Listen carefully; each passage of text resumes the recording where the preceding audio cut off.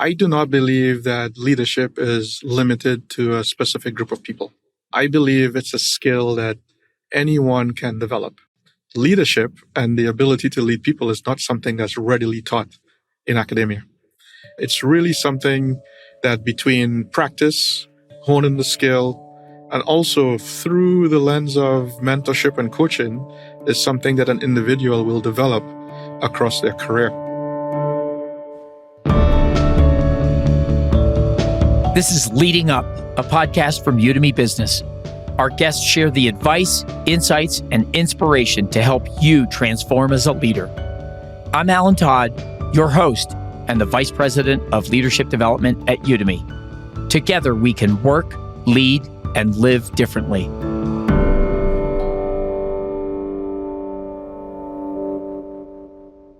This week on the podcast, we welcome Johan Laville. Johan has been trailblazing new innovations in learning and development for several decades, constantly improving how learning accelerates business results. He helped pioneer advances in learning at the famed Motorola University and then again at Comcast. He's a frequent speaker, advisor, and faculty member in the field of learning. Now the Chief Learning Officer at Merck, the centuries-old pharmaceutical company that does $43 billion in annual revenues with 69,000 employees, Johan is passionate and dedicated to developing the next generation of leaders. We talk about how he made it to the C-suite, his advice for emerging leaders, and why strong leaders are strong learners. Johan, welcome to the podcast. Hi, Alan. Extremely excited to be here today. Hopefully we can have some fun. Yeah, let's have some fun. So let's get started. Just a little background. So you start your career and you make it all the way to the C-suite at these incredible organizations. We'd love to hear just, how did you get started and how did you make it to the C-suite? I actually started off my career as a bit of a college dropout. I walked out of college in my first year, and believe it or not, it was because of the experience. My official career actually started off with banking. So as you can imagine, as a young man, being able to understand finances at an early age, just imagine the discipline it brings along and carries on through everything else you do. From there, I actually decided to go off eventually and study a degree in electrical engineering, where I joined my first US company with Motorola. From there, I did a degree in my Master's of Business Administration with a focus on international business, and also did an executive master's of product design. But really heavy entrance into everything product and the future of products, from competitive intelligence to the engineering components to financial P&Ls, you name it. Then I got the opportunity to move over to cable and media, and I worked with Comcast for a bit of my career. And now just having an amazing opportunity to join a company such as Merck, known as Merck in North America and Canada, but MSD outside of North America and Canada. Yeah. So, Johan, you mentioned something I'm curious about, finance as a foundational skill, I guess. You think that's a good idea for everybody? Yeah, I think it's an absolutely undervalued skill. The odds of going through basic finances and some of the other disciplines such as healthcare, engineering, telecom is very, very low. I would highly recommend anyone who's listening and thinking about starting off a career or looking into leadership, the basics of finance is absolutely a core skill that I would recommend everyone attempt to achieve. Yeah. And then just another side twist, if you have any thoughts, only because I hear this coming up, it's really the value of the MBA. Do you think the MBA, the traditional MBA, is as important today vis-a-vis things that you could do online, not through formal MBA training? This is a great question. I may have a different twist on it. If you're starting off your college or university journey and your goal is to do a business degree, go for it. However, if you're looking at other disciplines, my recommendation is to join the workforce and then think about what an MBA can provide you.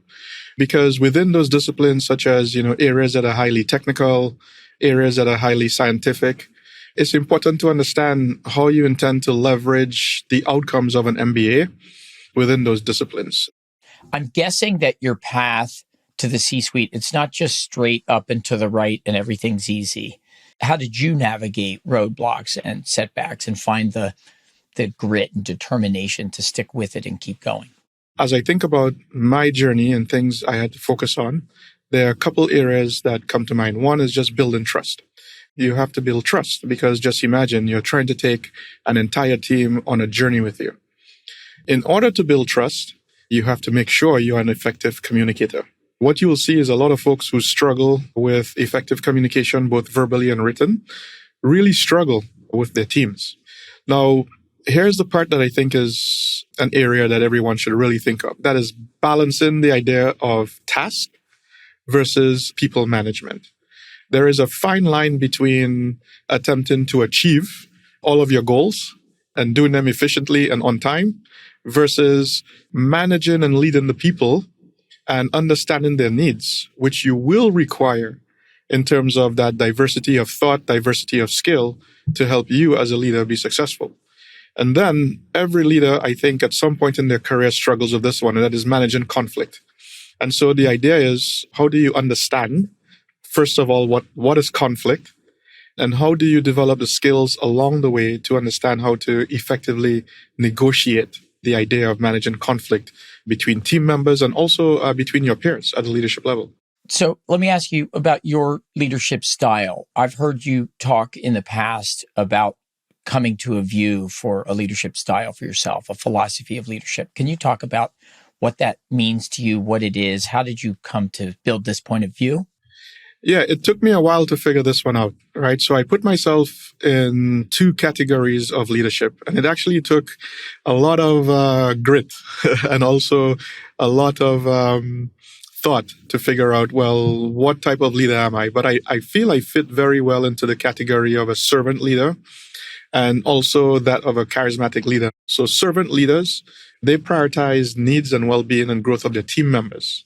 I would say outside of their own personal interests and ambitions, right? So that's a style that involves actively listening, empowering team members to make decisions, providing guidance and mentorship where needed.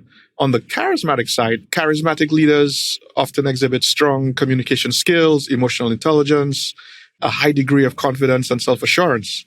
However, charismatic leaders have a little bit of a fault, right? And that is sometimes they actually find it difficult to maybe take in all of the detail required to jump in and jump off the cliff. And knowing what leadership categories you fall in, you understand yourself, you figure out your blind spots, and that allows you to even be a better leader. So I encourage everyone to take some time and just jump in and do a search and just learn about the different leadership styles that exist today. But challenge yourself to continuously improve after you identify your values, right? So I think your values really guide your decisions and actions as a leader. And so even myself, every once in a while, I will write down my core values and reflect on them to determine if they align with the leadership style that I currently rely on. And as I mentioned, even try to understand some of the blind spots I need to cover. So on the blind spots and charismatic leadership, the way you describe it, it sounds like having a vision and maybe not getting all of the information. Do you have any advice for building a team or surrounding yourself with people that, do they complement your skills? Do they have the same skills as you?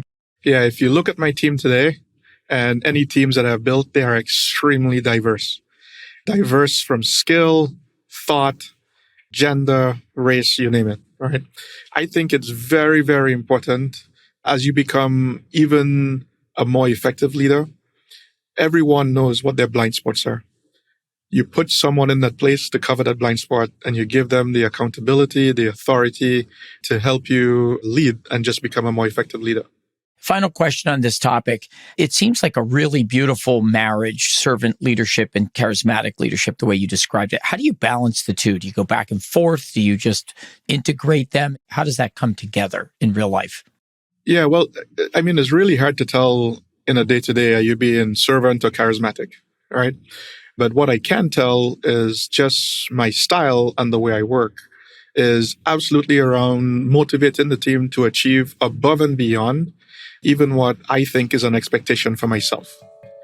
But also providing the vision, providing the steps, the guidance, the mentorship to help us get to that point in time, that future point in time that we're trying to achieve.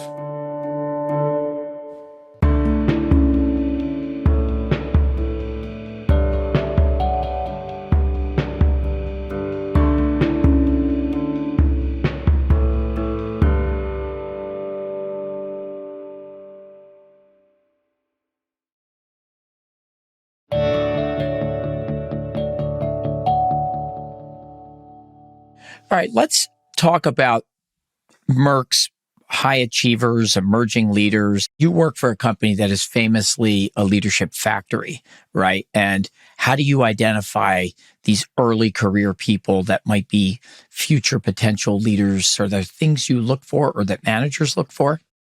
Yeah, look, being a high achiever, in some cases in your company, you'll hear it as hypo, right? High potential. It means that you're a person or an individual that has a strong drive to excel. And at the end of it, the goal is to achieve success with personal and professional pursuits. I think there are some common characteristics of high achievers. High achievers are really self-motivated and focused on achieving their goals, and they personally develop strategies and plans to achieve them. But they are also continuous learners. They're always seeking out ways of learning new knowledge, new skills to improve performance. And I think, besides being resilient, being able to bounce back from, setbacks and failures, I think high achievers have a high degree of perseverance. Yeah. So these potential future leaders show initiative, right? Self-motivation, work ethic. They're resilient. You also mentioned the risk of burnout. And we're seeing right now, coming out of the kind of the pandemic, the research around the hybrid workplace. There seems to be a lot of people struggling with work-life harmony, integration, burnout, stress, right? So these things are kind of off the charts high right now. I'm wondering if you have thoughts or advice for how do you set these big goals and not just run so hard that you burn out? Yeah, look, I'm going to make a bold statement. I'm going to say I don't think there's a high achiever who maybe hasn't entered some form of a state of burnout. All right. And look, a state of burnout is a very physical, emotional, and a mental exhaustion, right? And it's typically an area that's caused by prolonged stress. So my advice to anyone who fits in that high achiever category is to do a couple things really well. You need to recognize the signs of burnout. That's an area that I think it's super, super important for high achievers to keep an eye on. But also practice self-care when it comes to exercise, meditation, spending time with family, and really figuring out that separation between work and everything else. You have to set boundaries. I think seeking support is very, very crucial. Even for myself, I surround myself with a lot of mentors, both within the workplace and outside of the workplace. You need to really reconnect with your core values when you feel yourself get into that space of burnout. And that is, what are some of those priorities that you can jot down, that you can think of, that you can have that conversation with your mentors with or your coaches around how to just bring that meaning of work back into the front line.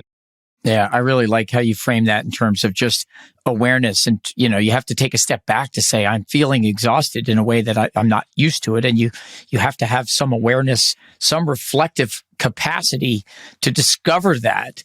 I guess the final piece on this topic about high achievers and how do you find them and what do they do and how do they stay there is, now just imagine I'm early in my career. How do I build a strong vision for my career?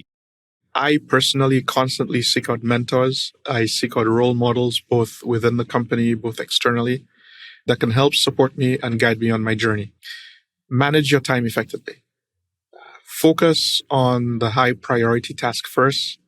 And as you build a strong team, and as I mentioned earlier, by building a team with the skills and the diversity to cover your blind spots, you can then delegate with accountability and you can eliminate some of the lower priority tasks, allowing you to better focus.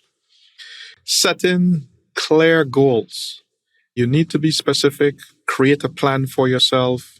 One of the things I do for myself is I often revisit the vision and the plans I set for myself and for my team to understand if we are achieving them or if we need to adjust along the way, or even break them into smaller achievable steps, right? So we can make more progress. We just talked about burnout.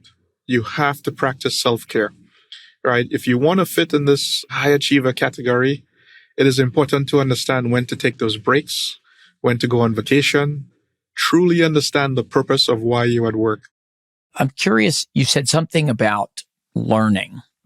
And I want to start to unpack that, the whole idea of building a learning culture. I know that's something that you have given a lot of thought to. It's something that you are the champion for. Like, how do you create this learning culture? Where does it start? As we think about the idea of a culture being a curious and a consistent learner, there are a couple things that come with just being curious. And as we think of the importance of leaders also continuing to learn. And that is, I mentioned a couple times, resilience. The ongoing curious learners are well equipped to handle challenges and setbacks. And so traits such as resilience, as you work through what does it mean to become a culture of learning, is going to be key. Because as a leader, you can help coach and navigate your team into or through some difficult times, right? To be stronger and just be more successful. As you think of a learning culture and you think of leaders, leaders need to continuously improve. Without the continuous improvement, the idea of even self-development, I think it will be almost impossible to find new ways to increase productivity, efficiency, and effectiveness of your team. So I'm wondering if you could talk about the role of the leader in your, how are you a leader teacher? How are you a leader coach? How are you a leader mentor? How do you help others become that, other business leaders at Merck? Or is that important to you all? We talked about, I think you just mentioned it, leading by example. We need to demonstrate a strong commitment to learning ourselves and also a strong commitment for our employees to participate in training and development programs, right? So again, back to taking on new assignments and new skills. Merck is a culture of gigs. We have an amazing gig culture at the company, which allows individuals to, for example, freely explore based on either developing their skills or, let's just say, trying out new opportunities, right, to see if it becomes a new career path. And it's amazing how leading by example in this space and creating the time allows individuals to really focus in. If I had to think about how we as leaders could contribute to the next, I would say, group of leaders coming up with us or right behind us, is we have to embrace change. You look at simple things of coming out post-pandemic, right? It's really developed a new thought, right? A new way of working that if we don't embrace this change and we don't understand the environments that we now have to work in today and the future, I think that changes even potentially what we think a high performance individual is as we think of leadership. How do you stoke curiosity? Do you think it's innate? Do people come curious, or do you create that curious learning environment? How do you drive curiosity, the desire to know? You have to create the environment. I think it's our responsibility as leaders to create an environment to allow individuals to be curious. Now, I'm going to say something that might be a bit cliche. You have to create the space to allow individuals to also fail. All right. And there's so much that you can learn from failure. But as a leader, it's not necessarily a bad thing, because if you are a very creative leader and a very smart leader, you can actually create the space that allows for some failure, which also allows for an individual to develop. And that ties to that idea of being vulnerable. I think there are a lot of people that I've talked to and a lot of research that tells us that these early career, this next generation of leaders, they're not quite sure that they're supposed to be vulnerable and fail and admit weaknesses. They haven't been brought up in a culture where you're taught to do that. Any advice for that next generation around creating that space for failure or creating the confidence, the courage to take the risk? I think it's a give and a take.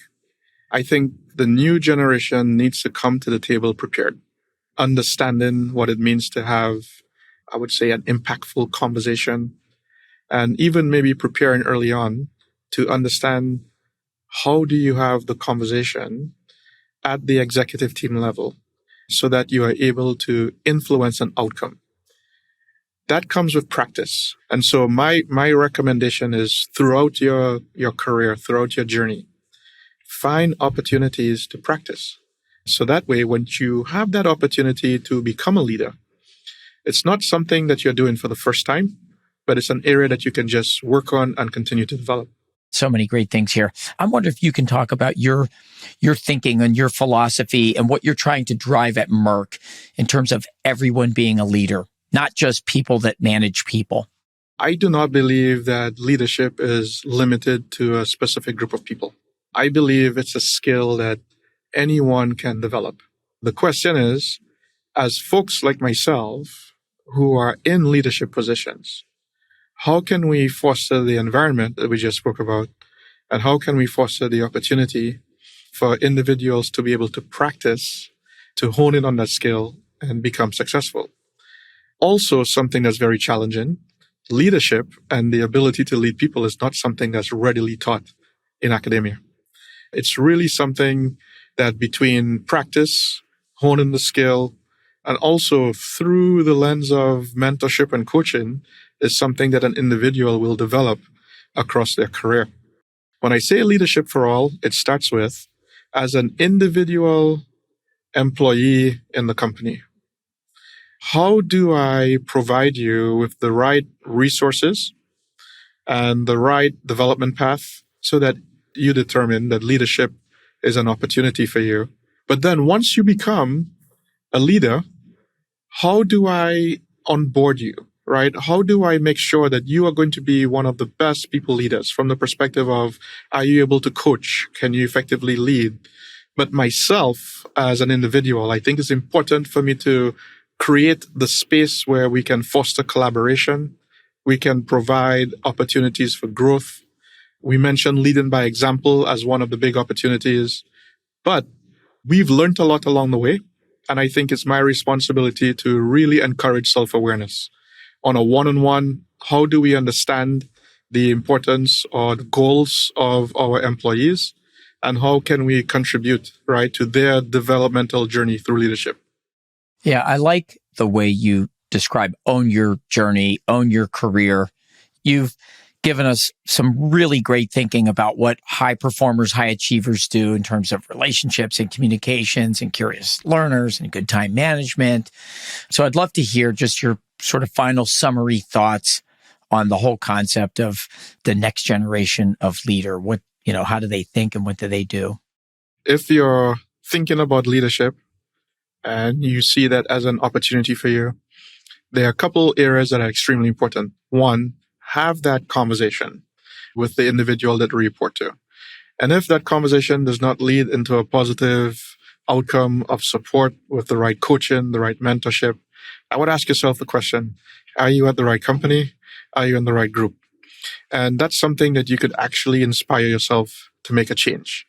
And if you're sitting across the table from someone that you respect and you think that has the opportunity to guide you along your journey, but is not willing to support you, I would say, as a high achiever, make the change.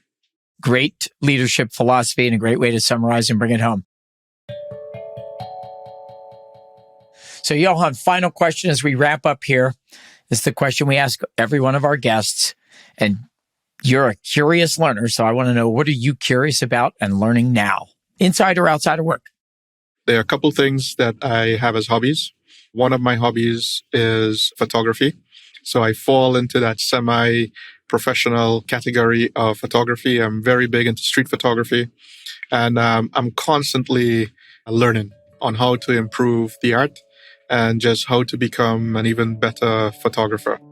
Johan, thank you so much for joining us on the podcast. Absolutely. Thank you, Alan. This was amazing. Look forward to connecting again. Thank you so much for listening to Leading Up, a podcast from Udemy Business. We'll be back next Wednesday with another episode to help you level up your leadership skills. Follow the show so you never miss a new episode. And if you like the show, leave a rating or a review. We love the feedback, and it really helps us find new listeners. To learn more about Leading Up or how Udemy can help you develop leaders at scale and move business forward, visit business.udemy.com. The Leading Up podcast is produced by Udemy in partnership with Pod People. Special thanks to our production team, Alex McManus, Amy Machado, Brian Rivers, Danielle Roth, and Carter Wogan. Our original theme is by Soundboard.